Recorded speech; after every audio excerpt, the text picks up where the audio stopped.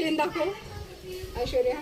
हे आहे शेण आणि हे आम्ही शेणाचं हे मिक्सचर केलेलं आहे जस्ट. आणि आता मी इथं त्या दिवशी पण मी अंगणात सडा मारला होता पण मला एवढं व्यवस्थित नाही करता. आणि हा आम्ही ब्रश केला आहे, डायरेक्ट हाताने नाही सारवत कारण थोडी ॲलर्जी होते.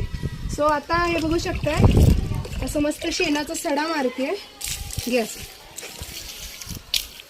थोडंसं पातळ झालं का ऐश्वर्या? पातळ. आणि हा ब्रश आहे आणि या ब्रशने